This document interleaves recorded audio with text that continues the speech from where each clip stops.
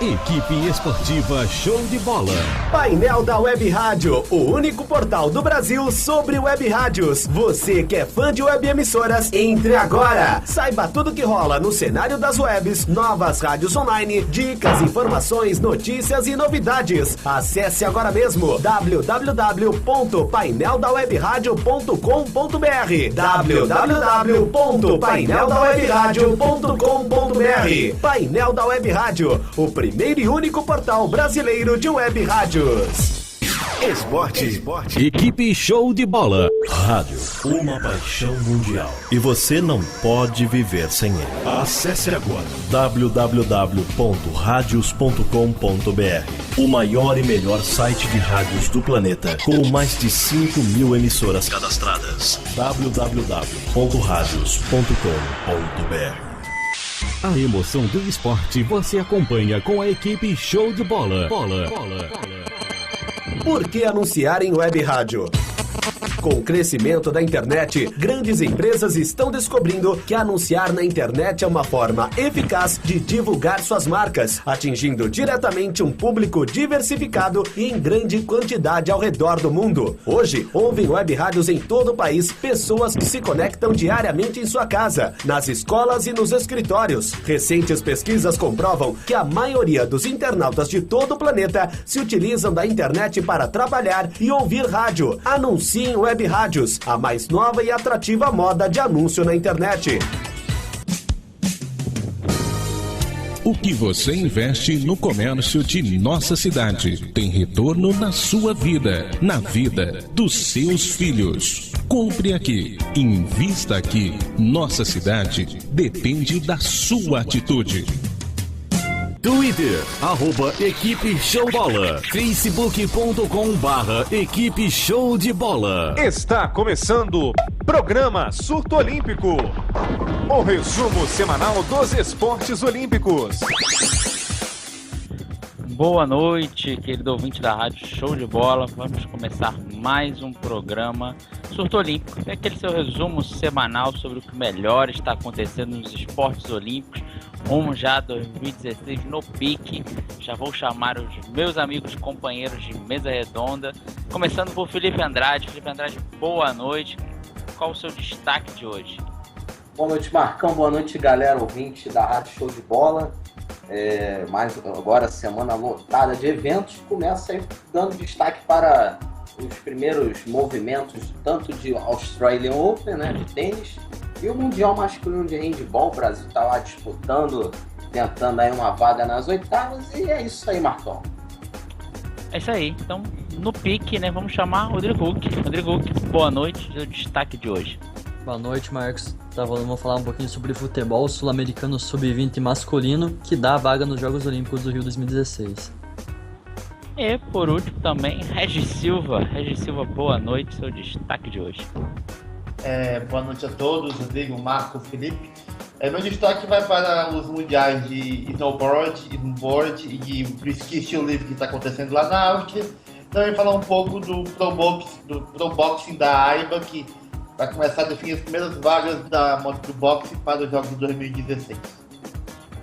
É isso aí. Então, sem mais delongas, vamos para o nosso assunto chave de hoje, digamos assim, né?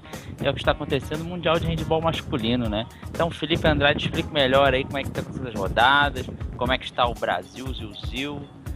Pô, se depender de hoje, dá pra botar a vinhetinha Brasil, cara. Brasil ganhou hoje, né? Então, pelo menos ganhou hoje. O Brasil estava precisando de uma vitória na competição, tinha estreado com 2 derrotas na competição, né? O primeiro jogo foi contra o Catar, a seleção da casa, inclusive foi a abertura da competição. O Brasil jogou, foi de forma apática, desperdiçando vários contra-ataques, não conseguia também aproveitar os rebotes. Seleção do Catar com vários jogadores naturalizados, como o goleiro Daniel Saric, que estava também inspirado, maluco. O cara não deixou passar quase nada, né? No handball, né? Apesar dos vários gols, né? Passar nada é um outro significado, assim, tal, enfim. E o Brasil, infelizmente, acabou sofrendo a primeira derrota pro Catar, lá por 28-23. O Brasil tinha até as condições de bater a equipe, né, adversário, o Catar, mas infelizmente não conseguiu.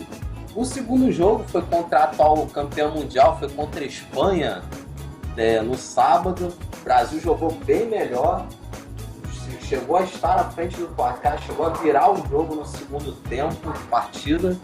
O jogo chegou a ficar, se eu não me engano, tava 16-15, foi 19, enfim. Agora, de cabeça, não lembro, o Brasil chegou a ficar na frente da Espanha na metade lá do segundo tempo. O Brasil jogando bem, mas a Espanha, né? A Espanha com a camisa que tem, com o excelente time que tem, campeão do mundo, bateu o Brasil por 29-27, placar apertado, mas isso deu alguma amostra de que o Brasil tinha melhorado em relação à estreia.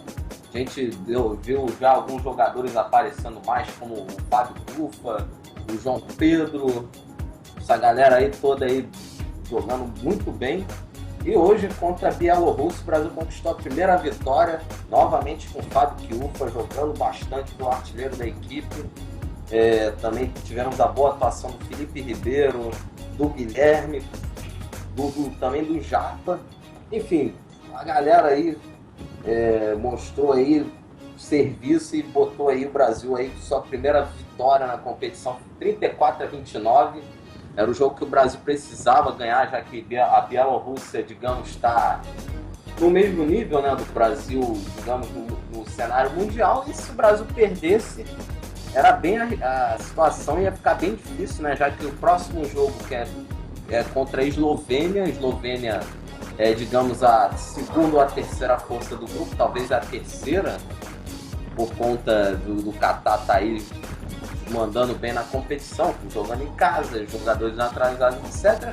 E o Brasil, agora já com essa vitória sobre a Bielorrússia, já tem um pouco de tranquilidade, porque na última rodada ainda pega o Chile, e aí acaba, o Chile é talvez a seleção mais fraca da competição, e aí o Brasil aí tem chance de passar para as oitavas, mas o objetivo é passar em terceiro lugar para evitar a Croácia, né? A Croácia que é a grande favorita para pegar a liderança no grupo B, né? Que vai cruzar com o grupo A nas oitavas. E aí, pergunto se alguém tem algum comentário sobre aí a campanha do Brasil até agora no Mundial.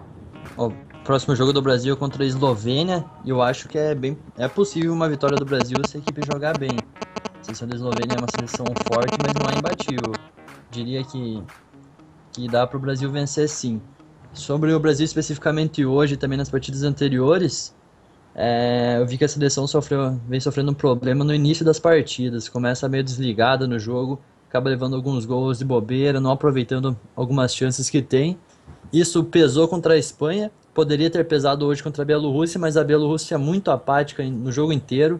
Até chegou a complicar um pouquinho no início do segundo tempo também, mas no jogo o Brasil apresentou um volume de jogo muito maior hoje. Eu gostei também do que vi em alguns momentos contra a Espanha, da seleção brasileira, e eu acho que o objetivo principal da seleção no Catar em 2015 é jogar bem, né? A gente sabe que é muito difícil o Brasil avançar aí para uma fase semifinal mesmo, ou até as quartas de final mesmo é complicado para a seleção brasileira, graças ao nível, né? Sim, até as quartas de final. Isso é um resultado, seria muito otimista prever isso. Então acho que o principal desafio é jogar bem. E ele conseguiu jogar bem em alguns momentos de hoje, impor um volume contra a Bielorrússia. Também jogou bem em alguns momentos contra a Espanha, e vamos torcer aí para os próximos jogos.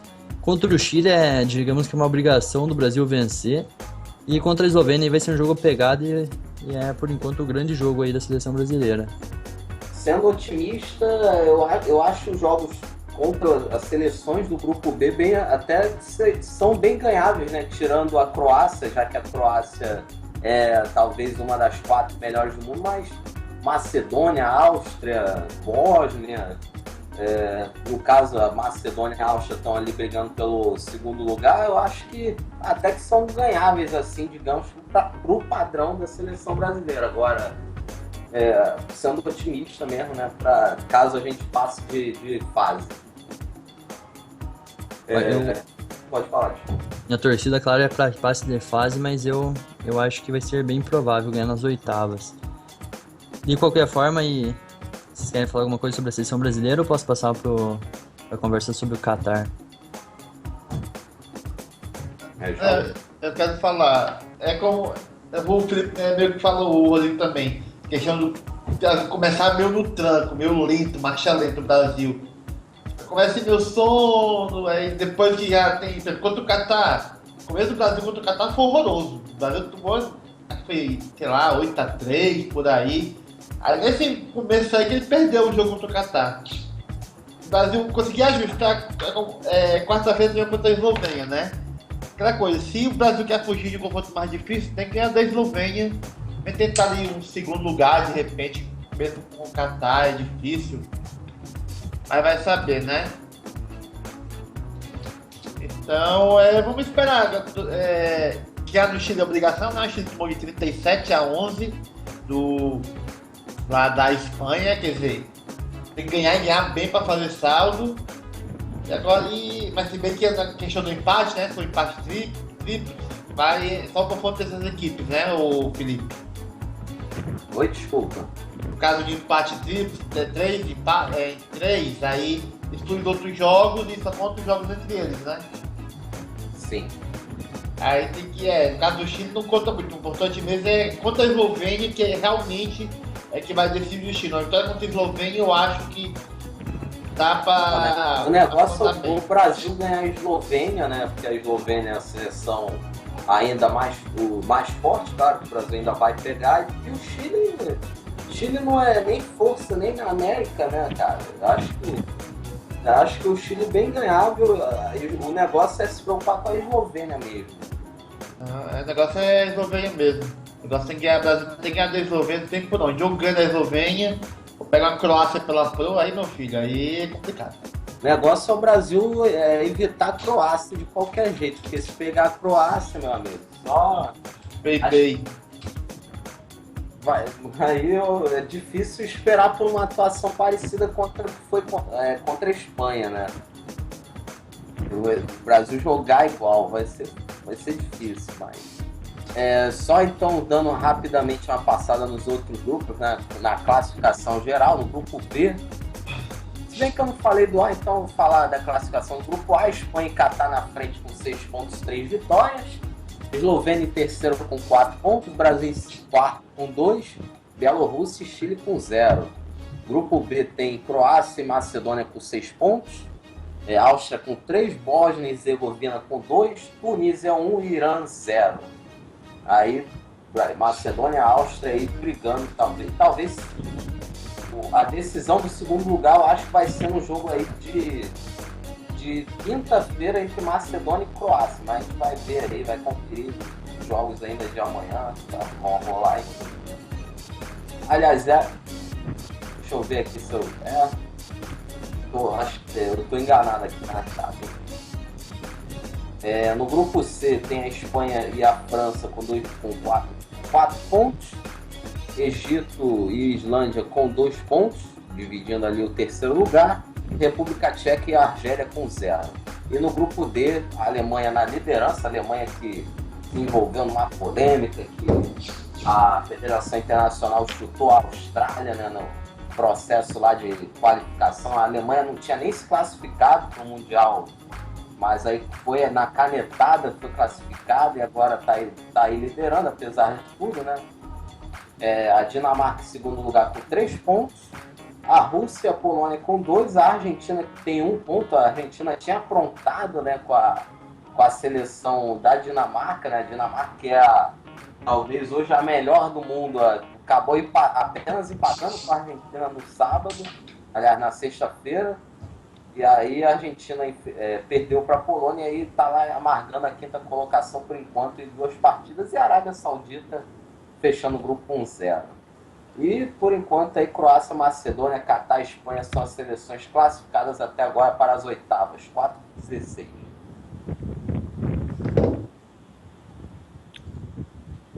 E sobre o Catar, então, querem falar alguma coisa aí sobre... Eu não estou considerando que isso é uma naturalização dos jogadores, estou considerando uma compra, ultimamente, hein, porque...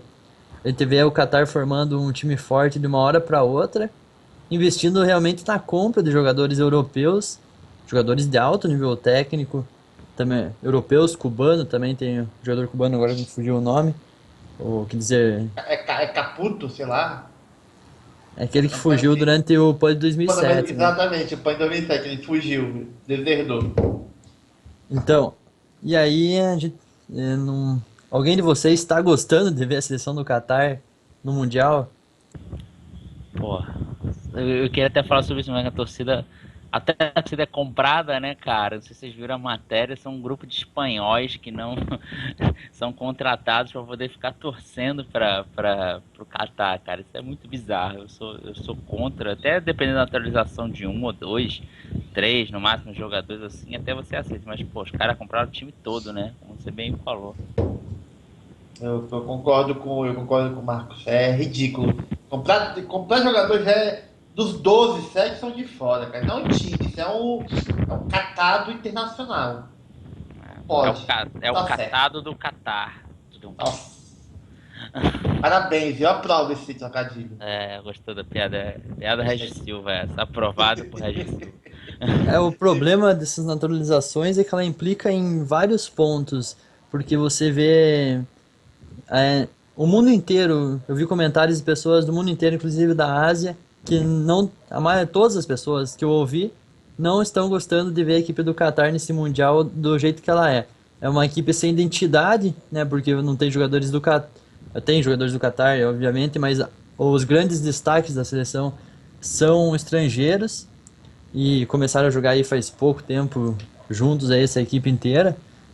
É uma equipe, então, sem identidade e é uma equipe que não atrai, causa até uma repulsa ao público ver os jogos da seleção. E também não é uma naturalização que vai nem desenvolver o esporte local, não é aquele incentivo ao desenvolvimento que o pessoal do Catar pode aprender com eles. Afinal, o único objetivo é a medalha, não é o desenvolvimento do país em si. E eles estão até queimando etapas com isso, de poder criar uma seleção efetivamente de jogadores do Catar ou com identidade do Catar para disputar as competições de alto nível. Eu realmente não reprovo tanto a conduta, né, da seleção catariana, até porque, né, tudo bem que é bom a equipe estar representada por jogadores do país, tá desenvolvendo, né, mas sei lá, é complicado a gente falar, sendo que a gente, em alguns esportes, também está fazendo a mesma coisa, né? No hóquei sobre grama tem uns jogadores da Holanda. Mas aí eu discordo, Felipe. No polo aquático também tem jogadores aí que eles estão naturalizando, né? Tem o goleiro lá, o Slobodan, da Sérvia, tem o Felipe Perrone, enfim. Eu sou contra, mas também não reprovo também, cara. Assim, a atitude sendo que... Eu reprovo porque ao exportar tantos jogadores com um volume tão grande, tanto de técnica, quanto mesmo volume numérico de jogadores, está sendo um próprio desrespeito com o trabalho das outras nações que tentam desenvolver esporte nos países para ter uma projeção internacional maior. Porque você vê, por exemplo, o caso do Hóquei na Grama não é algo para o Brasil se tornar uma potência, o Brasil se tornar um time forte dependendo dos estrangeiros. É algo que vem para desenvolver o esporte local, né? Muita gente pode aprender com esses jogadores.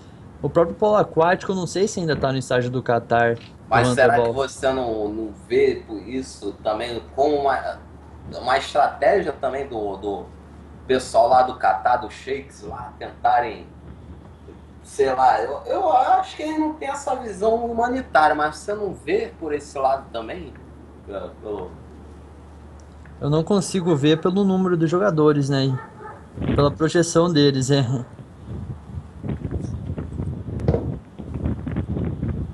Se você pega 1, 2, 3, mesmo 4 jogadores aí para vir com um projeto realmente para desenvolver o esporte local que eu digo como sociedade, né? O esporte mesmo como negócio em algumas partes, mas desenvolver o esporte em si, não desenvolver o esporte de resultados, desenvolver o esporte no âmbito geral, né? O Catar eu não vejo esse reflexo. O Catar compra para ter resultado imediato. Essa é a questão. E eu não duvido que o Qatar faça algo parecido na Copa de 2022, né? Pegar uma galera aí que os bons jogadores que talvez não vão à Copa, não tenham chance assim, e sair naturalizando.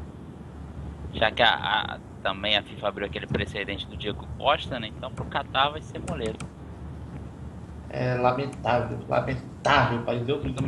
Eu também, é aquele negócio mesmo, país árabe, não sei se tem projeto, realmente é muito difícil porque eles querem pra agora, né? Eles têm dinheiro pra fazer o pra agora, então eles vão pensar lá e pronto, pra agora.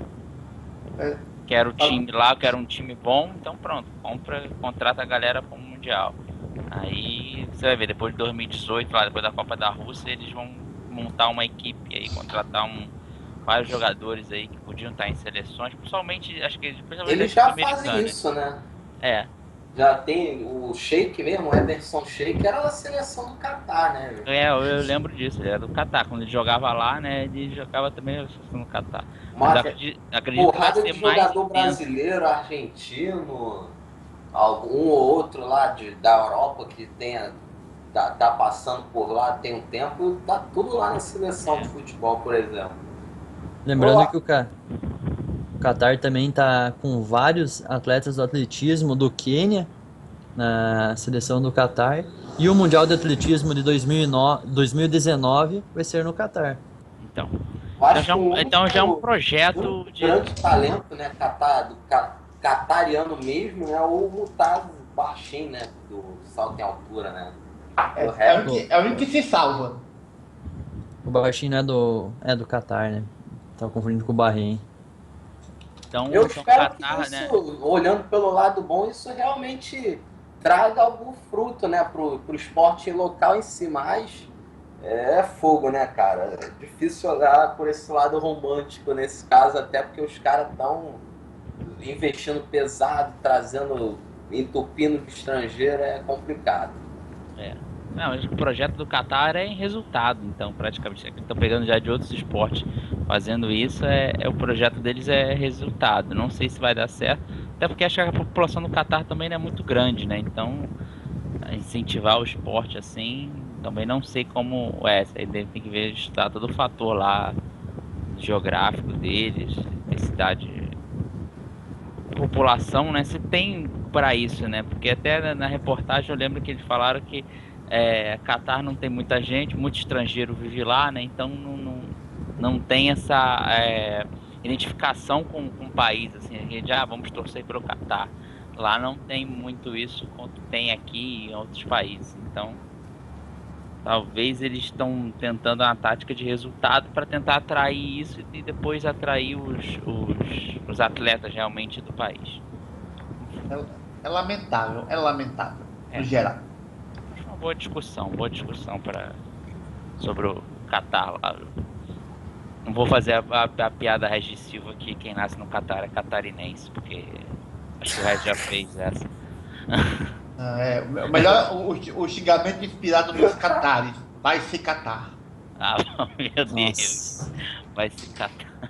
Enfim, vamos já encerrar do handball, né? Depois de todos devidamente informados, o Mundial de Handball continua essa semana.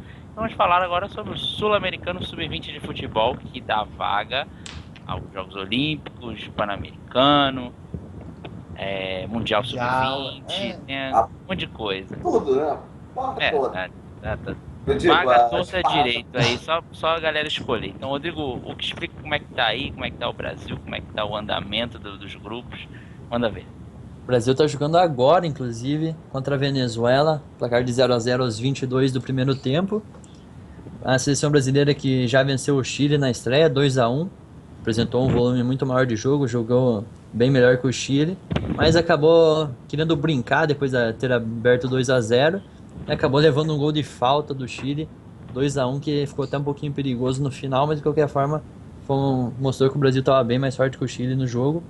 Já na segunda partida contra os donos da casa, o Uruguai, o Brasil não teve chance, perdeu de 2-0 para a equipe uruguaia, tomou um gol de partida de cobrança de falta do Pereiro e depois um contra-ataque do Arambarri. Com isso, a seleção brasileira aí tem pela frente a Venezuela hoje e na última rodada a Colômbia para definir a classificação, acredito que o Brasil sai sim classificado da competição. O grande jogo que eu estou esperando para ver é Brasil e Colômbia. Olhando a escalação da seleção brasileira antes do torneio, eu cravava que o Brasil ficava no top 3, pegava uma medalha e ia disputar ou final, aí, primeira colocação, segunda ou terceira. Abaixo disso não acreditava que ficava, mas depois desse jogo contra o Uruguai comecei a me preocupar um pouco mais. Hoje também o Brasil até está jogando melhor que a Venezuela, mas ainda não está conseguindo fazer o jogo fluir para conseguir abrir logo o placar, que é um jogo que o Brasil necessita vencer. Afinal, o próprio Chile venceu por 2-0 a Venezuela, então certamente a equipe mais fraca do jogo. Se não ganhar hoje, realmente a situação fica um pouquinho complicada. Para nossa sorte, o Brasil não está disputando vaga olímpica, né, no Uruguai, senão seria bem sofrida aí a situação. No grupo A, a Argentina está liderando com 6 pontos, o Paraguai também tem 6 pontos, inclusive o Paraguai venceu a Argentina aí na segunda rodada, e o Paraguai tem uma partida a menos, então fica com a chance de ultrapassar logo a Argentina, se bem que as duas seleções devem ser classificadas e não tem influência da primeira fase na tabela da segunda. O Equador e o Peru daí disputam a terceira vaga do grupo A.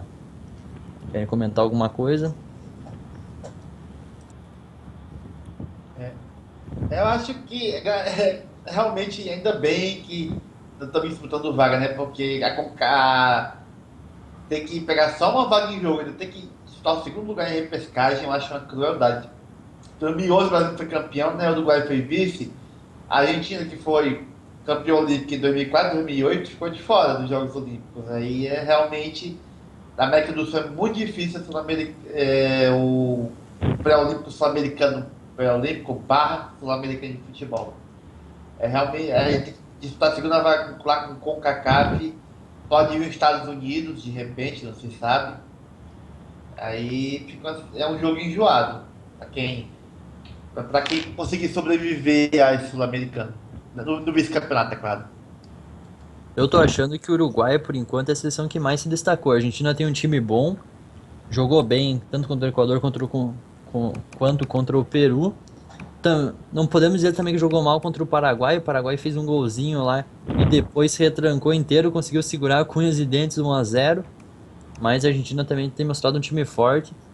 Eu tô curioso para ver na segunda fase a Argentina enfrentar a Colômbia, que acredito que vai ser um jogo bem decisivo daí para essa vaga olímpica.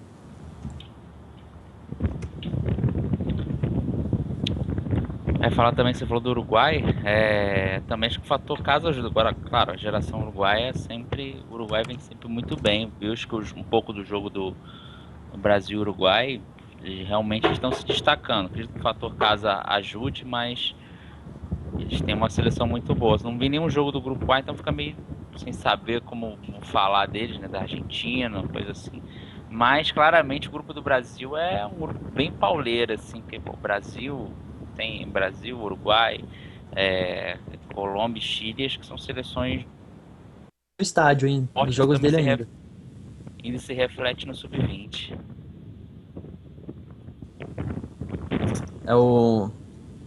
O público do próprio jogo contra o Brasil, o Uruguai não conseguiu lotar o estádio, então fica mais difícil fazer aquela pressão intensa que seria para realmente fazer o resultado. E a segunda fase vai ser no Centenário, né? Então acho mais difícil ainda que o Uruguai coloque bastante gente no estádio e faça valer aquela pressão, mas realmente só o fator casa mesmo já ajuda a equipe uruguaia. Talvez porque chegar na fase decisiva, talvez aumente um pouco mais o público. Também não sei, né? Porque acompanhar, acho que gosta da seleção, mas também não acompanha muito sub-20, né? Acredito que seria como se fosse aqui também. Não teríamos tanto público no torneio sub-20 quanto lá, então.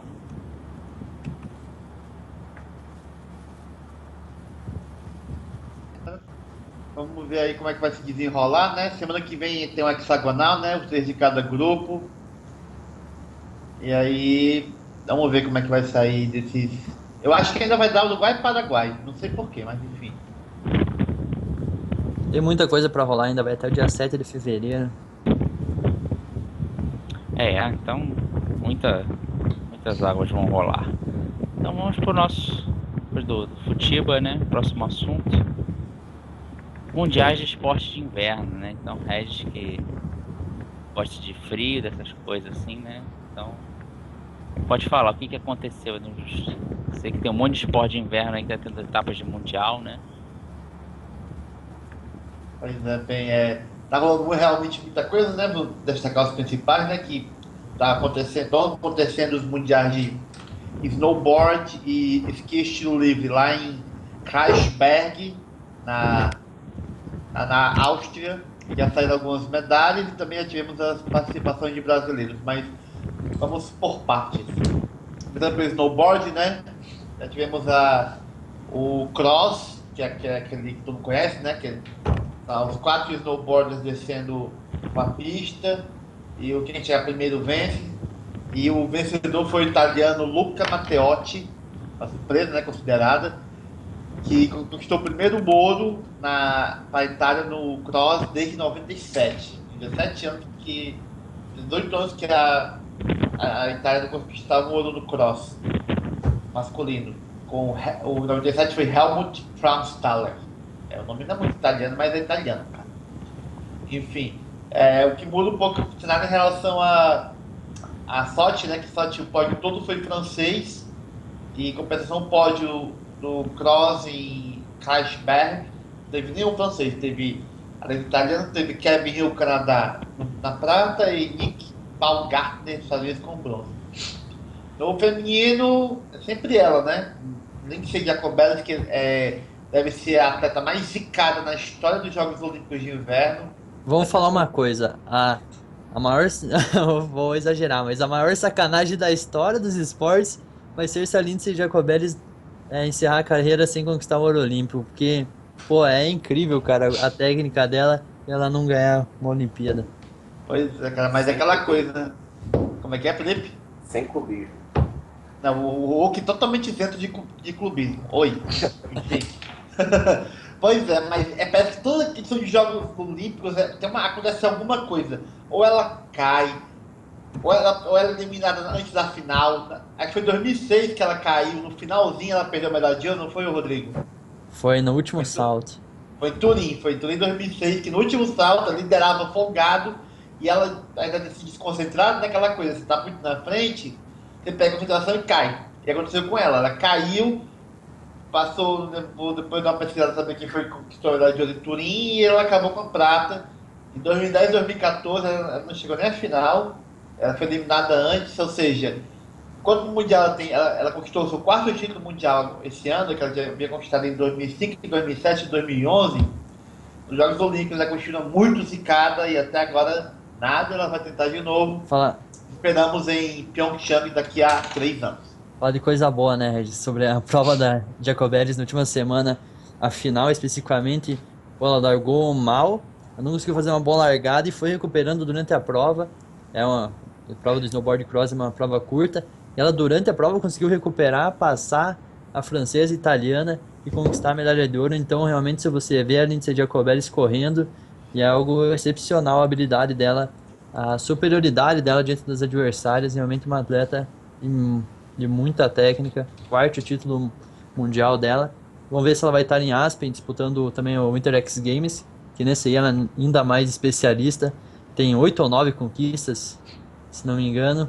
Aí vem partir para mais um ouro em Aspen. O negócio é, se não ganhar Jogos Olímpicos, né, cornetagem vai comer solto, tem esse problema.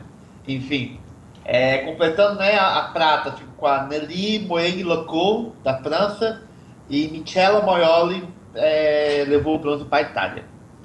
Ainda no snowboard, também já rolou a final do halfpipe, que teve, digamos, vencedores bem de países que você não espera que dominassem na neve. As coreanas, Scotty James foi o campeão, seguido de Yi Wei-Zhang da China, e em terceiro ficou Tim Kevin Hamjak da Eslovênia. Cara, é difícil, viu? E no feminino, foi a vez da China ser campeã com Chetong Kai, seguido de Gerard Castellet da Espanha e Clémence Gemal da França. Você tem que falar um trocadilho, cara, Kai. Não, ela não caiu, ela ficou em pé e foi campeã. Nossa, foi pior, hein? Eu bloqueei. É melhor não ter falado nada. É que eu não resisti ao trocadilho um pouco. Enfim, você vê que você acha que vai dar o Canadá, os Estados Unidos ou a combinação da Europa, foi um do hemisfério sul, a Austrália, e outro da China, que tem seus cantos de inverno, mas não é dessa força toda ainda no esporte de inverno. Um comentário no snowboard. Só para constar, a Isabel Clark não passou das qualificatórias no snowboard cross e começou a qualificação do slopestyle, do snowboard hoje. A brasileira Wesley Huntington, brasileira, apesar do nome de atriz de seriado americano. Wesley Huntington não passou das qualificatórias do snowboard slopestyle, só que ainda vai participar do Big Air. Algum comentário? Eu tava vendo aqui a lista do halfpipe masculino e agora fugiu o nome do cara bom dos Estados Unidos, do halfpipe. Não é o Shaun White, não? É, o Shaun White, ele não participou, né? Não, foi de fora. Participou o campeão olímpico, que é o cara, o suíço que tem um nome extremamente estranho, que eu não consigo lembrar de cabeça. É Yori, iPhone, não sei né? o que. Exatamente. É Pouti, Laivai, não sei das quantas. Ele ficou na... Quarta posição. Isso aí. Quarto lugar. Pois é, e foi, digamos, surpreendente.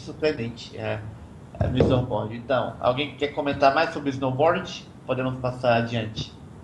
Me senti bem informado por vocês, cara. Vocês são Também os caras do esporte de inverno, cara. Eu tô morrendo de frio, mas enfim. estou devidamente informado também. Nesse frio do Brasil, né, cara? Porra. Fortaleza, então, ou? Aquele friozinho de 41 graus, cara, porra. Porra, é um alento esse esporte de inverno. Neve chega a derreter na televisão, né, cara? Você tá assistindo aqui. É verdade. Nossa, essa foi boa, mas essa foi boa, verdade. Só alegria no calor de 40 graus com sensação de 50. Fazer boneco de neve de areia. Enfim. Boneco de neve de areia? Como, cara? Você molha com água na praia e faz boneco de neve. Neve de areia. Porra. Porra, Reg. Boneco de neve de areia. Enfim, depois do boneco de neve de areia, acho melhor a gente fazer um intervalo, aquela pausa rápida, beber uma água.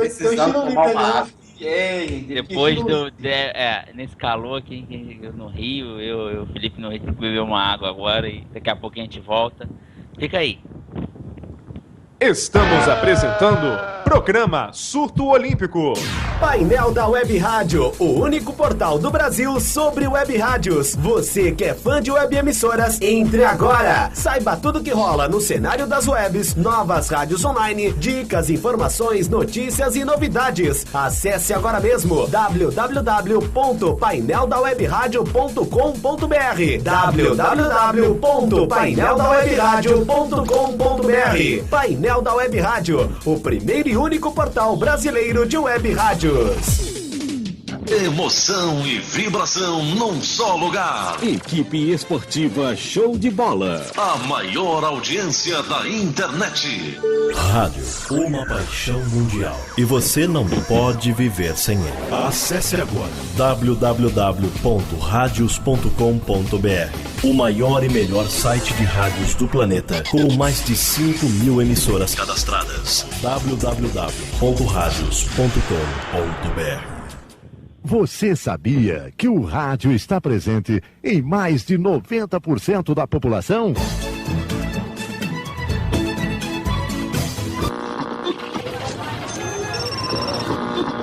Linha completa de pisos, azulejos. Conserta e reforma sua geladeira. Sempre com os melhores preços.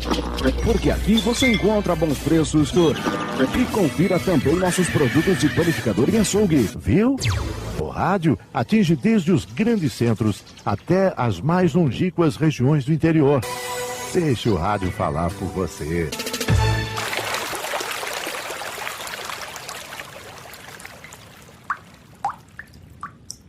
Você acaba de ouvir um resumo da situação da água doce no nosso planeta.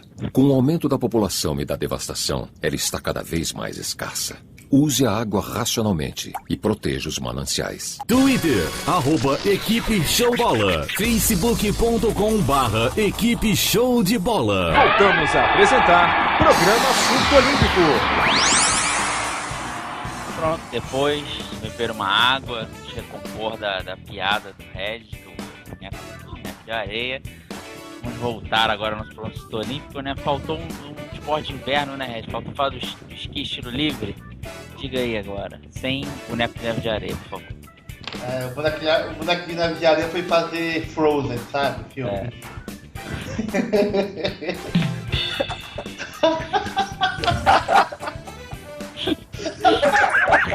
Brincadeira, negócio. Eu vou passar de que eu vou à praia, eu vou fazer um boneco de neve de areia, cara, só homenagem. Boneco de neve de areia, velho. Ai, meu Deus, cara, eu não tô dando cara, eu não tô terrível. Amigo, cara. Aí vai cantar Let It Go, né? Eu vou passar já estilo livre, né? Chega de comédia. Também em Crash Vegas, é a primeira vez que os dois mundiais estão acontecendo no mesmo local. As primeiras finais são do Aéreos, né? O Aéreos que não conhece aquela que até a Laís Souza estava praticando, né? Antes do acidente já estava.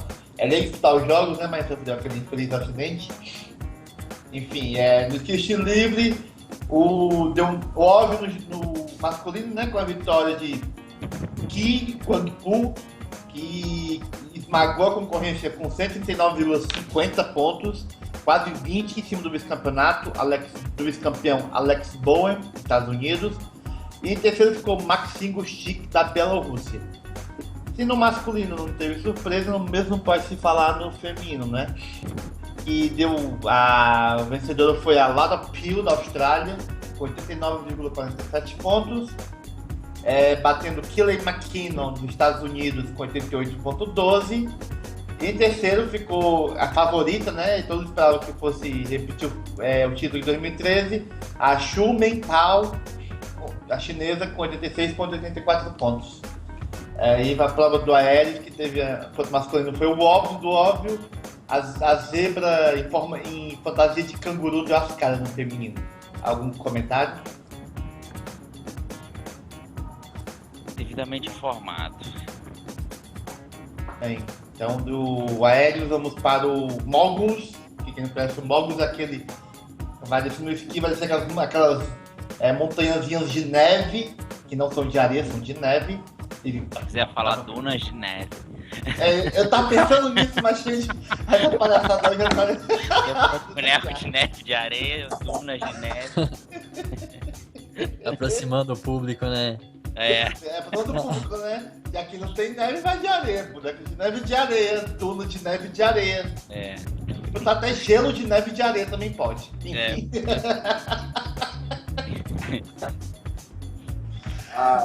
Vamos seguindo. No Moguls teve uma disputa dura no feminino, com a vitória de uma atleta que é ídolo de um certo colega nosso, mas não vamos revelar o nome, que ele é paranaense. Justine Dufour-Lapointe, a canadense venceu, que é uma das três gêmeas, né? Venceu com 87,25 pontos. Teve de Hannah Kearney, que era campeã mundial em 2013, ficou com a medalha de prata. E o bronze foi para outra australiana, mais uma australiana, Brittany Cox, ficou com a medalha de bronze. E assim como no feminino, o masculino também, o atual campeão acabou caindo sem o ouro. O título mundial foi para Anthony Bernard, que ganhou por apenas 0,35 pontos, 86,89 contra 86,54. Surpreendendo, já que em Sochi ele ficou em 23º lugar. Quer dizer, um ano quase ele realmente evolução, baita evolução. E em terceiro ficou. Nossa, essa vai ser difícil. Alexander Smishlaev. Mas não sai. Ficou com a medalha de bronze o russo.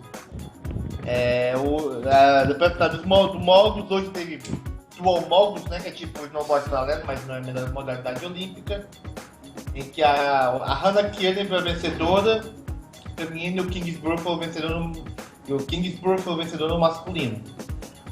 A próxima final olímpica do Ski Livre vai ser o Slopestyle, que acontece na quarta-feira, 21. Algum comentário? Justine do Furlan Point, 20 anos de idade e só campeã olímpica e mundial, né, agora. Então realmente se vê aí como que é a Justine, né? A mais jovem das 3 irmãs do Canadá. E curioso também no Mugus Dual, quem ficou com o ouro no Mugus Dual foi quem ficou com a prata no Mugus normal, tanto no masculino quanto no feminino, né? Exatamente. Quem perdeu no individual foi vencedor no dual. A própria Justine do Furlan Point disputou a final feminina do dual. Perdeu. Aí ela deu o primeiro salto, acabou errando depois na queda do primeiro salto. E aí abriu o caminho pra Hannah Kearney. O Moguls é um esportezinho bacana. É tipo, se você errar, tira totalmente você de prumo. Porque se você errar um saltozinho daquele, ele pode dar totalmente de direção. Pode até ele derrubar. É muito complicado, né? Eu gosto do Moguls, né? O estilo livre que é o mais bacana é o Moguls. Sim, eu também acho muito legal de acompanhar esse Moguls, pô, bem bacana mesmo. Enfim, foi... agora o Slopestyle, o estilo livre, né? Vai ser depois de amanhã é só dia de qualificatória, se não me engano. Enfim, algum comentário sobre o Moguls sem areia, por favor? Estou devidamente informado já também. E, Rodrigo? Faço das minhas as palavras do Marcão as minhas. Então é isso. Então podemos passar adiante. Passando adiante, né? Depois vamos sair das dunas de neve de areia e ir para agora o nosso próximo assunto, né? Australian Open, né? O primeiro Grand Slam do ano, né? Já começou comigo, né? Comigo, tá na pauta que tá comigo. A Austrália que é um lugar já mais próximo, né? Dos bonecos de neve de areia, né? É verdade, lá tem de tudo, né? Boneco de neve de areia, ornitorrinco, koala, Tasmania, Mark Webber, Tasmania. Nossa, da minha Tasmania é clássico. Tasmania, tem de tudo lá. Lá é bem estranho lá no país. Estranho, muito mas a Australian Open, né, também já cedia logo de cara, né? Em janeiro já temos o primeiro Grand Slam do ano, né? Para mostrar, ver se os tenistas estão muito bem preparados. Já rolou o primeiro dia, já tivemos, né? Primeiro dia tudo tranquilo, raramente temos uma zebra. Federer ganhou facilmente lá o taiwanês Yin Sun-lun, 3-0. Nadal também passou pelo Mikhail Yuzny, 3-0. Murray, Bedřich, o Dimitrov também, são top 10 do ranking, venceram fácil. A única zebra assim no torneio masculino de ontem foi o australiano de 18 anos, Thanasi Kokkinakis, que derrotou o número 11 do mundo, que é o letão Ernest Gulbis, por 3-2, né? Depois de 4 horas de partida. A torcida lá, como ele era australiano, a torcida ficou toda do lado do garoto, 18 anos, ele é considerado uma joia, né? Um futuro, né, tenista, né? Que depois, corrija-me se estiver errado, que acho que o último tenista australiano de relevância foi o Lleyton Hewitt, né? Não lembro de outro. O Lleyton Hewitt ainda deve estar, se não me engano, ainda tá jogando e vai jogar esse torneio, né? Tá jogando, vai jogar. Então, vai jogar hoje, né? Incansável. O Patrick Rafter do passado. Rafter mas o último assim, grande foi o Hewitt, né? O Hewitt ainda foi na época do Google. Interromper. O Hewitt, se eu não me engano, ele tem a idade do Federer, não? O Lleyton Hewitt? Eu acho que ele é um pouco mais velho. É um pouco mais velho. Ele é um ou dois anos mais velho. Porque eu lembro que...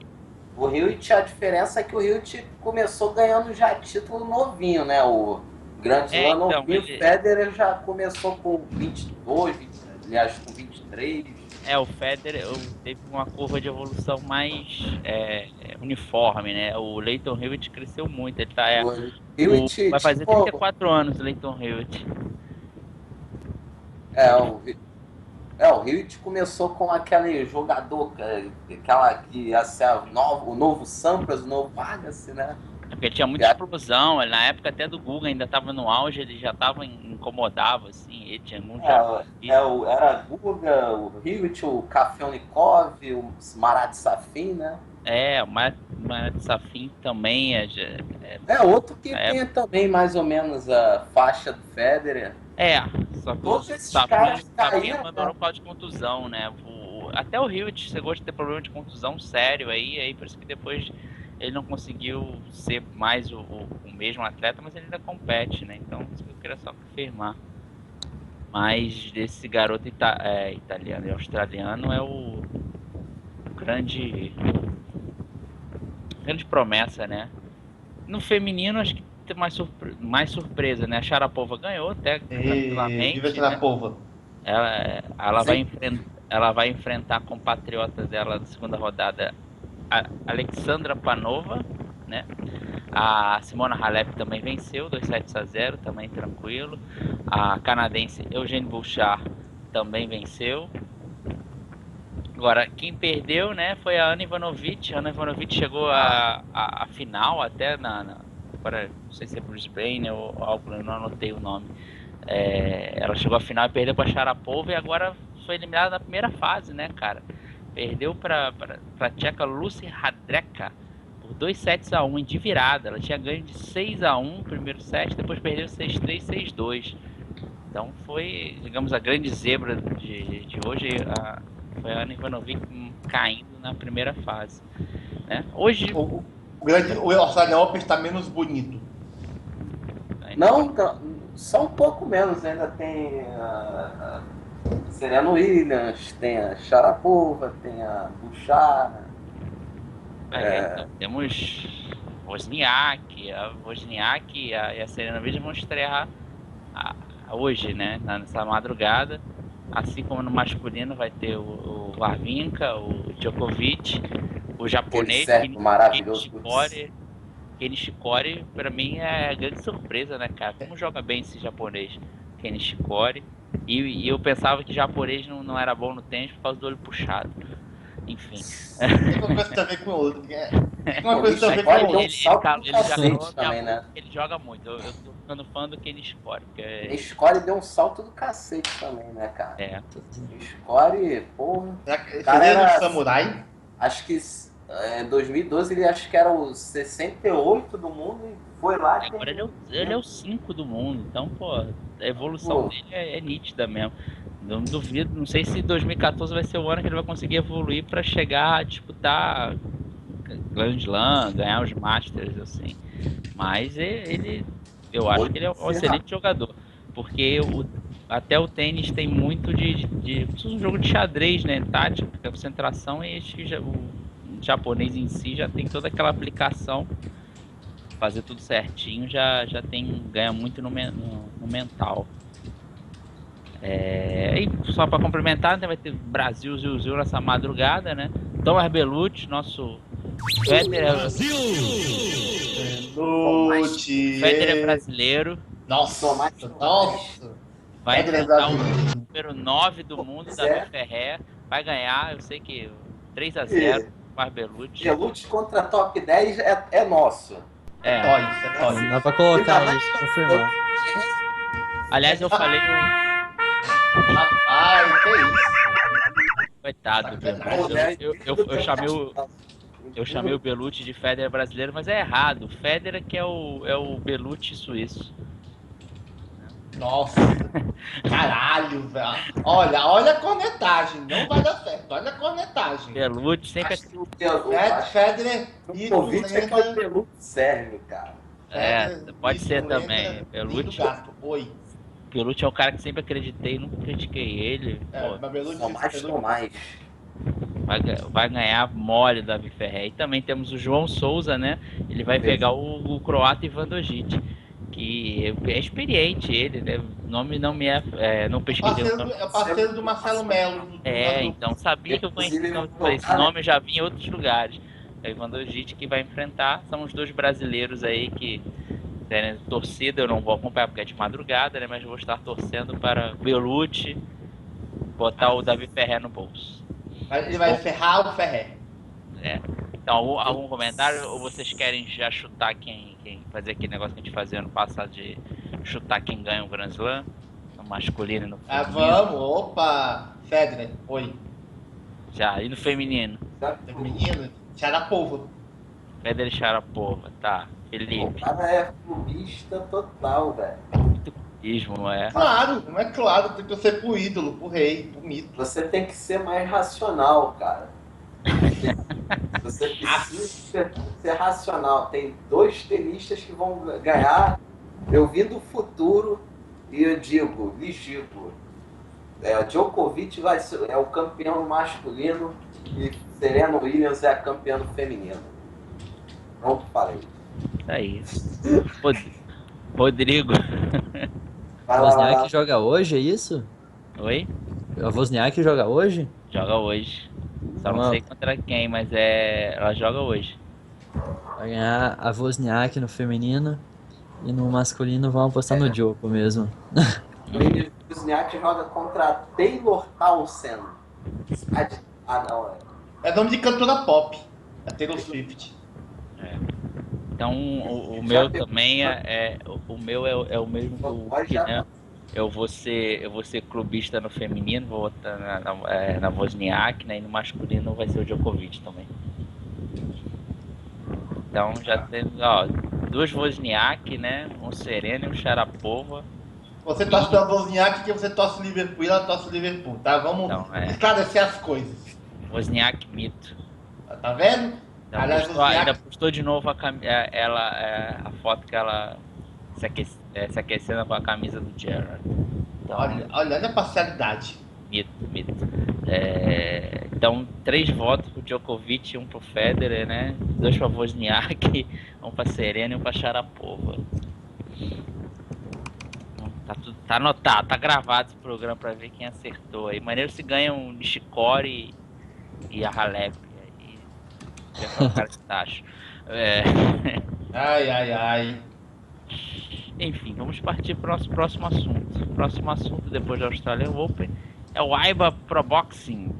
O que aconteceu aí no boxe aí? Que a nobre arte, né? Como é? A nobre arte é boa, hein? Profundo. É a nobre arte da porrada. Então, a gente falando. Enfim, foi realizado agora no último dia 15 as semifinais da categoria até 56 quilos, né, em Paris, França, que teve a participação do Robenilson de Jesus, que estava a uma vitória de disputar o cinturão e ganhar uma vaga para 2016. Mas infelizmente o brasileiro perdeu por 3-0 para o lutador da casa, Kedafi de Geukir, por 3-0, né, 60-52, 60-54, 60-53. E assim o brasileiro não tem agora a chance de conseguir a vaga para disputar os Jogos Olímpicos que vai sair na disputa do cinturão. É o seguinte, vamos explicar rapidamente. São 10 categorias, 2 vagas para 2016 em cada categoria.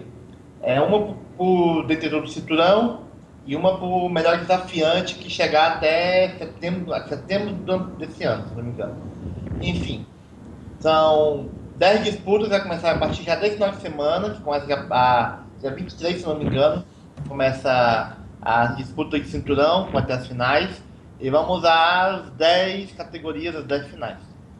49 quilos, a final é Zhongling Wu da China, é a única final entre 2 do mesmo país, né? E Li Vibin da China, nossa, o nome é bom, hein? Até 52 quilos, Elias Emílio do México enfrenta Mikhail Aloyan da Rússia. Até 56 quilos vai ter Alberto Melian da Argentina e Kedafi de Geukir da França.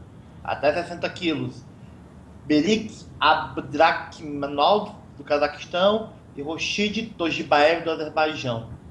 Até 64 quilos, Armen Zakarian da Rússia e Artem Harutyunyan da Alemanha. Nossa. Até 69 quilos, Onur Sipal, caralho, que nome horroroso, da Turquia, e Reiton Okwiri do Quênia. Até 75 quilos, Artem Shebotarev da Rússia e Adem Kilit da Turquia. Até 81 quilos, Ezan Rose Bahani do Irã e Kennedy Joseph Saint-Pierre, das Ilhas Maurício. Até 91 quilos, Alexei Yegorov, da Rússia, contra Clement Russo, da Itália. E acima de 91 quilos, Eric Pfeiffer, da Alemanha, que não é parente da atriz, e Mohamed Arjaoui, do Marrocos. Enfim, agora nós vamos começar as disputas. Quem vencer já carimba a vaga para 2016. Os perdedores vão, no decorrer do ano, disputar mais lutas contra os outros do mesmo peso, da mesma categoria. E quem chegar como desafiante melhor colocado, entre aspas, o segundo do ranking, também vai garantir a vaga para 2016 e se juntar ao detentor do cinturão, que já tem essa vaga garantida. Comentário? A China já tem uma vaga garantida que é até 40 quilos, né? E também até 49 quilos só podia ser China, né? Pra chegar, porque é uma questão genética quase. Ter um lutador até 49 quilos do nível bom, né? Realmente é questão genética mesmo, é verdade. Parece que todo chinês tem peso mais leve. 9 quilos. Fala, Marcos. Não, eu ia dizer que 49 quilos é o peso mosca, né? Peso mosca. Com peso mosca também, pô, 49 quilos, quem pesa 49 quilos? Tem que pesar 1,5 m, né? Tem que ter 1,5 m e já ter 49 quilos. Tem que ser o peso desnutrido. Por aí. Enfim, aí como falei, no dia 23 já começam as disputas, aí vai ter várias finais distribuídas pelos janeiro e fevereiro, para saber quem já carimbará o seu passaporte rumo a 2016. Mas na decorrer do ano vai ter chance para o próprio Robinilson, para o Robson Conceição, na 60, e para o Patrick Lourenço, que está na 49. E o Pro Boxing da AIBA é só uma das competições e federações que dão vaga pro Rio 2016, né? No final vai juntar... A WSB também, né? A WSB também vai dar, né? World Series of Boxing. Sim, e tem mais ainda a... É só a AIBA, né? Essa que divide a AIBA no Pro Boxing e nos eventos, né? Exatamente. Alguma dúvida mais? Podemos seguir. Eu acredito que podemos seguir, né? Depois do boxe, né? Então, já aproximando do final do programa, vamos dar aquele momento, né? Para fazer as rapidinhas, né? Cada um fala aí notícias rápidas aí que não precisam de tanto tempo. Quem quiser começar já pode falar. Eu quero começar porque acho que é uma notícia ruim, né? Porque foi hoje noticiado, né? De acordo com o comentarista e treinador, o Alexandre Pucieldi, que é o coach, né? No Sport TV, a entrevista, ele disse que o caso de doping no Mundial de Piscina Curta com o brasileiro, nesse caso, João Gomes Júnior, foi flagrado com diuréticos, e caso confirme, se for mesmo desclassificado, além da desclassificação dele, o Brasil perde 3 medalhas no Mundial, porque ele participou de eliminatórias, né? Ele não participou das finais, mas eliminatórias ele fez parte. E assim o Brasil, consequentemente, perde as medalhas, e o Brasil também perde o título, né, do quadro de medalhas, né? Ele perde 3 medalhas de ouro, cai de primeiro para quinto lugar. É lamentável que atletas hoje ainda não tenham consciência do que podem ou não podem consumir da lista do antidoping. É triste, mas fazer o quê? E outra coisa que pesou também é que o João Gomes também ele disputa a vaga com o Felipe Lima, né? Até o Felipe Lima ficou um pouco acima dele na seleção de piscina curta. Mas o Lima não fez um bom 2014, acabou que o João Gomes foi pro Mundial. E aí aconteceu, né? Felipe, marca um comentário. Ele não chegou a participar das finais, né, do revezamento, né? Isso. Daí isso mesmo assim pode... Mesmo assim. Se ele for desqualificado, ele perde todos os resultados. E como perde tudo, inclui as classificações da final, que ele fez parte da equipe, porque mesmo ele não estando na final, ele participou. Isso aí já é suficiente para tirar o resultado e o Brasil vai perder as medalhas, caso confirme. E aí eu me pergunto, e o Tim Montgomery em 2000, né? No revezamento, em que o Brasil ficou com a prata e o Montgomery assumiu que tinha se dopado. Pois é, né? E aí, a IAAF tem muita coisa para aliás, mas no final... Bom, aí nesse caso é a IAAF, né? Se fosse Fala. Não, se fosse a FINA, aí já dá para questionar, né? A não ser que a FINA tenha algum caso assim parecido, né? Mas eu lembro o questionamento mais aberto, no caso, é nível COI. Nível COI. Um comentário até, na verdade. Pois é, cara, é complicado. Enfim, é lamentável, né? Lamentável. Infelizmente, doping é sempre complicado, né? Triste, muito triste. Aquele up, né, para tentar conseguir alguma coisa, ou para perder peso, ou para ficar mais rápido, né, cara? Isso é muito triste.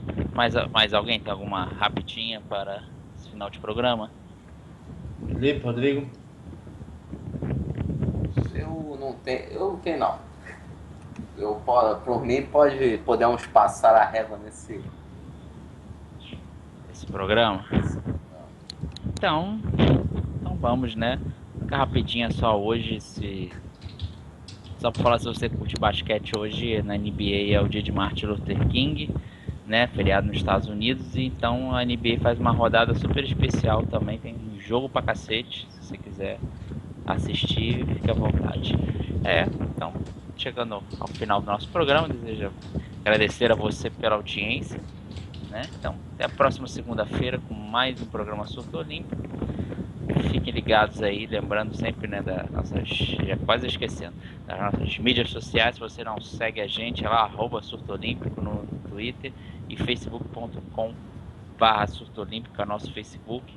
Nosso site, você está vendo pela primeira vez lá, é surtoolímpico.com.br. Você fica lá ligado em todas as notícias que vão rolar pela semana. E na próxima segunda-feira vamos comentá-las assim, sobre o que melhor aconteceu na semana que passou, como é que a gente sempre faz. Então, boa noite, até o nosso próximo programa. Valeu, tchau, até a próxima. O nosso programa de hoje está terminando. Muito obrigado pela audiência e pela companhia. Mais informações em nossas redes sociais.